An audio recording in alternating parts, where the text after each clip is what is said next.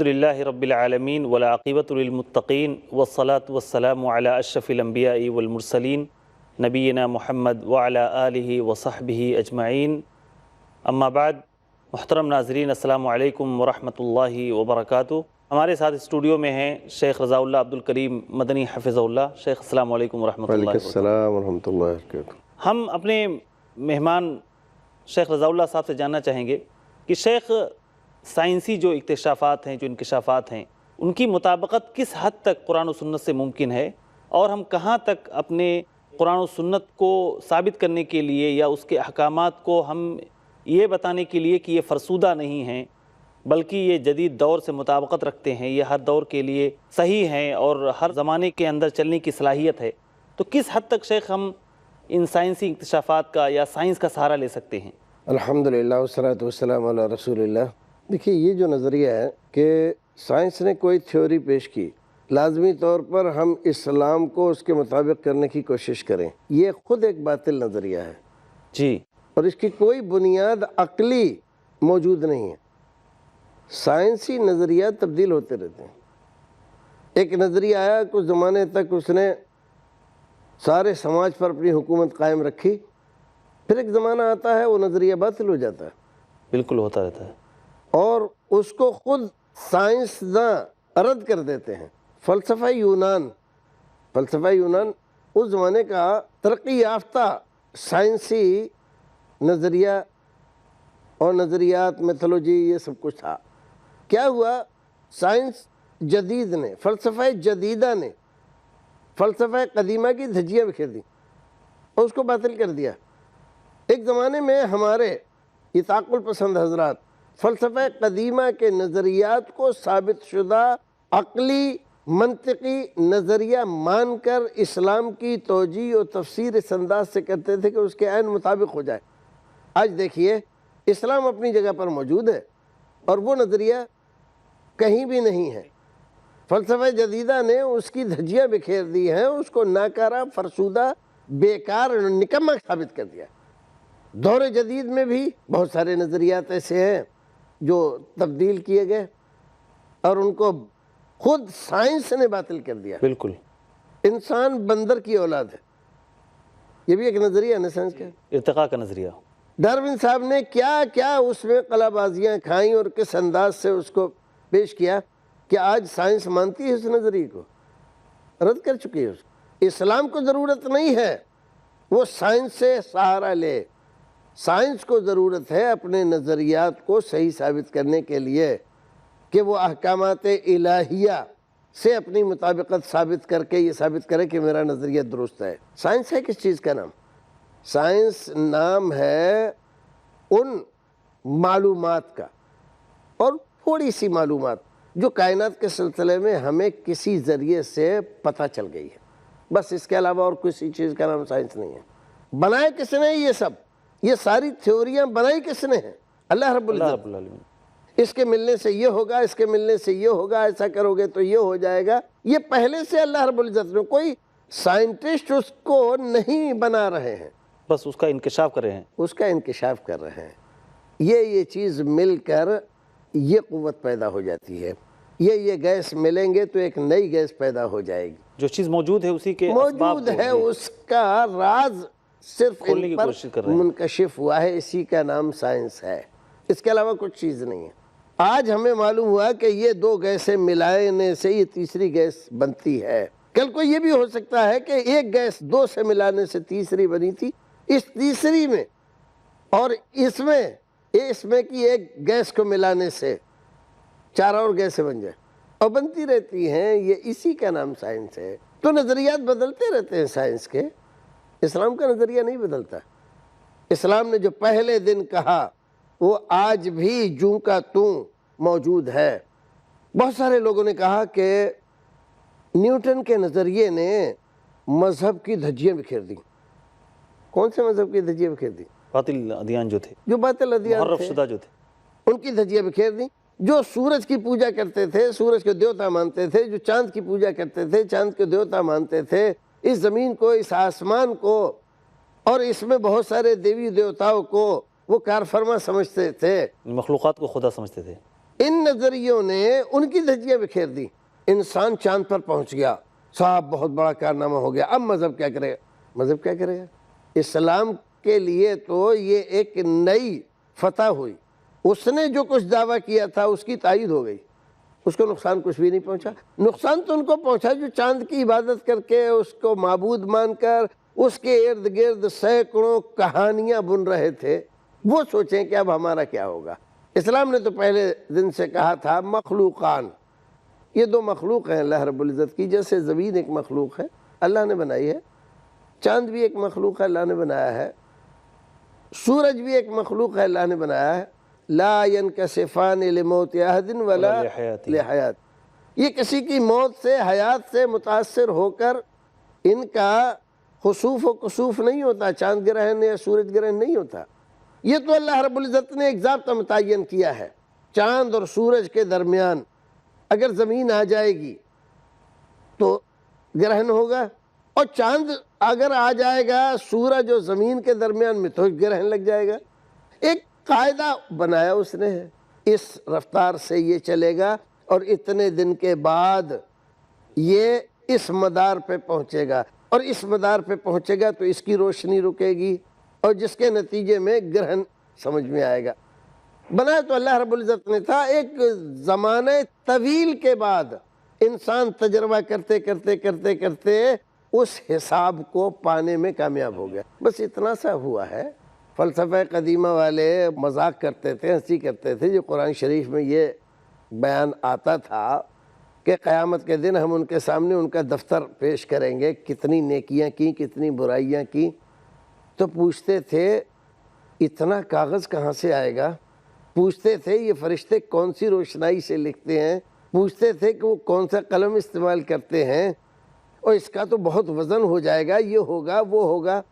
آج دیکھیے سائنس نے ایک ذرا سے چپس میں، چھوٹا سا چپ، بالکل 60 سال کی کارکردگی آدمی کی، جب چاہے وہ کس دن کس وقت اس نے کس کو فون کیا اور وہ کہاں تھا وہ معلوم کر سکتا ہے. یہ انسان معلوم کر سکتا ہے اس ذرا سے چپس سے. اور اللہ رب العزت نے اگر ہمارے کاندھے پہ ہمارے دوش پر ایک چپس لگا رکھی ہو اور جس کے ذریعے سے یہ سب کچھ ہو رہا ہو تو کیا بعید ہے؟ جو اس نے کہا کہ ہم نے فرشتہ بچھا رکھا ہے، ہم نے کہا ہاں بالکل فرشتہ بٹھا رکھا ہے. کس کو کہا ہے فرشتہ، کیسا فرشتہ ہے، کیا کرتا ہے کیا نہیں کرتا، ہمیں اس کی ضرورت کیا ہے؟ عقل ہے یا یہ سائنس ہے، اس سے ہم کسی حد تک مدد لے سکتے ہیں. جیسے کہ جو چیزیں ثابت شدہ ہیں، سائنسی جو حقائق ہیں، اور وہ اسلام کے کسی حکم کی، کسی اللہ اور رسول صلی اللہ علیہ وسلم کے فرامین کی تائید میں ہیں، تو اس سے ظاہر سی بات ہے اللہ اور اس کے رسول کا ہر حکم ثابت شدہ ہے، اسے ہمیں کسی سپورٹ اور سہارے کی ضرورت نہیں ہے. لیکن پھر بھی بہت سارے لوگ جو سائنس سے بہت زیادہ مرعوب ہوتے ہیں، ان کے سامنے اگر ہم اس چیز کو پیش کریں تو یہ سمجھ لیجئے کہ اسلام کو سمجھنے میں اور مدد دیتی ہے. تو کس حد تک شیخ ہم اس کا سہارا لے سکتے ہیں؟ ہم اس کا سہارا لے سکتے ہیں، لیکن اس سے پہلے ہمیں یہ جان لینا بہت ضروری ہے کہ اسلام کو سائنسی ایجادات، معلومات کی ضرورت اپنے وجود کو اور اپنی صداقت و حقانیت کو ثابت کرنے کے لیے قطعاً نہیں ہے.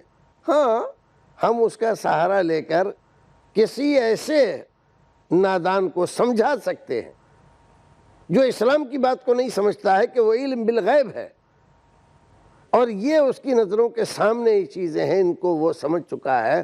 تو اس کو اور اس کو دونوں کو سامنے رکھ کر تشبیہ کے طور پر، استعارے کے طور پر ہم اس کو سمجھا سکتے ہیں. یہ سمجھ میں آتا تمہارے؟ ایسے ہی یہ چیز ہے. خاص طور سے غیر مسلموں کے لیے جو آج دیکھنے جائیں شیخ، تو سائنس سب سے بڑا انسان کا خدا بن گیا ہے، اور سائنس ہی کی دراصل پوجا ہونے لگی ہے. اور ہر چیز کو اگر دیکھا جائے تو وہ سائنس ہی کی توجیحات اور اسی کی تحقیقات اور اسی کے جو اس کی تفصیلات ہیں اسی کی روشنی میں سمجھنے کی کوشش کی جا رہی ہے. اسی لیے عام طور پر دیکھا گیا ہے کہ جو باطل ادیان ہیں، اسی لیے ہم دیکھتے ہیں کہ جو بھی نئے نئے انکشافات ہیں، تحقیقات ہیں، ان کی روشنی میں اگر ہم کسی ایسے شخص کے سامنے جو سائنس ہی کا رسیہ ہے، سائنس ہی کا دلدادہ ہے، اس کے سامنے ہم پیش کریں، خاص طور سے سائنسی حقائق جو ہیں، تھیوری نہیں، جو نظریات ہیں جو ثابت شدہ نہیں ہیں ان کی بات نہیں کرتے، اگر ہم پیش کرتے ہیں تو یہ اسلام کو سمجھنے میں، اس کی حقانیت کو جاننے میں الحمدللہ معاون ثابت ہوتا ہے. اس کے تعلق سے انشاءاللہ العزیز شیخ ہم آپ کے پاس بریک کے بعد آئیں گے. بریک کا وقت ہو گیا ہے. ناظرین کرام، یہاں ہم ایک مختصر سے وقفے کے لیے جا رہے ہیں. وقفے کے بعد دوبارہ ہم آپ کی خدمت میں حاضر ہوں گے. آپ کہیں جائیے گا نہیں. السلام علیکم ورحمۃ اللہ وبرکاتہ.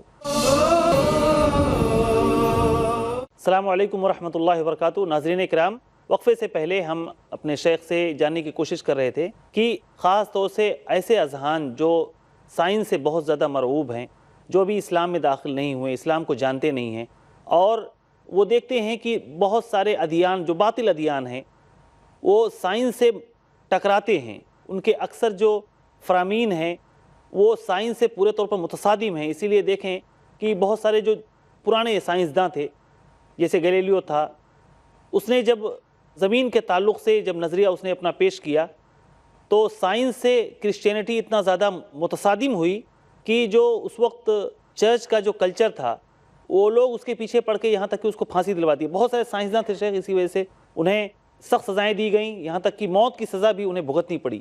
نتیجہ یہ ہوا کہ سائنس سے مرعوب ہو کر، سائنسی حقائق سے مرعوب ہو کر لوگ اتنا زیادہ مذہب بیزار ہو گئے کہ انہوں نے مذہبی کا جنازہ نکال دیا اور سمجھنے لگے کہ یہ جو مذہب ہے وہ دین سے متصادم ہے اور یہ سائنس کی راہ میں بہت بڑی رکاوٹ ہے.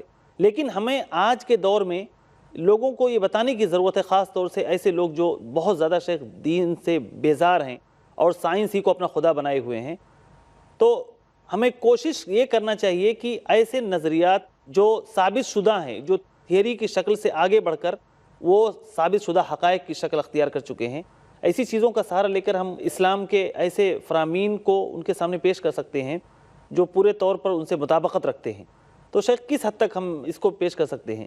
اصل میں کچھ لوگ ایسے ہوں دو چار جو سائنسی نظریات، اس کے حقائق، انکشافات، ایجادات، ان تمام سے اچھی طرح واقفیت رکھتے ہوں، وقت ضرورت ان کو استعمال کیا جائے، یہ تو ایک معقول بات ہے. لیکن یہ کہ ہر آدمی ہر ایک چیز کو جب بھی بیان کرنے بیٹھے تو سائنس ہی کی باتیں کرے یہاں تک کہ اور عقائد کی اسی سے ہر ایک چیز کو ثابت کرنے کی کوشش کرے. جیسے آپ نے ذکر کیا کہ تفسیر میں ایسا کیا ہے، تو تفسیر میں زمانہ حال میں ایک صاحب مصر میں پیدا ہوئے، انہوں نے تفسیر اس انداز کی لکھی. اس سے پہلے علامہ راضی نے تفسیر لکھی. علامہ راضی کی تفسیر بہت بڑی ضخیم طویل تفسیر ہے، جی، تفسیر کبیر، بڑی اہمیت ہے اس تفسیر کی. لیکن علماء نے بڑی عجیب بات اس کے بارے میں کہی ہے، فیہ کل شیء تفسیر. تو عجیب دیکھیے، ہر ایک چیز ہے اس کے اندر، فلسفہ بھی ہے اس کے اندر، منطق بھی ہے اس کے اندر، فقہ بھی ہے، اصول فقہ بھی ہے، اصول حدیث بھی ہے، حدیث بھی ہے، سب کچھ آپ اس کے اندر پالیں. جس نام سے وہ لکھی گئی ہے تفسیر، وہ تفسیر نہیں ہے اس کے اندر.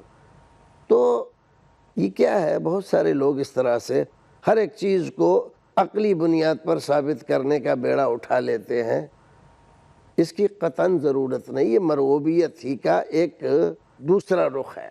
آدمی تسلیم نہیں کرتا کہ میں مرغوب ہوں اس لیے ایسا کر رہا ہوں، لیکن حقیقت میں اس کا اندرون اندر سے وہ ہلا ہوا ہے، اسی لیے وہ اسی بات پر زیادہ فوکس کر رہا ہے کہ جس طرح سے میں شکست و ریخت کا شکار ہوا ہوں دوسرا آدمی نہ ہو، اس کو میں کسی طرح سے سمجھا دوں.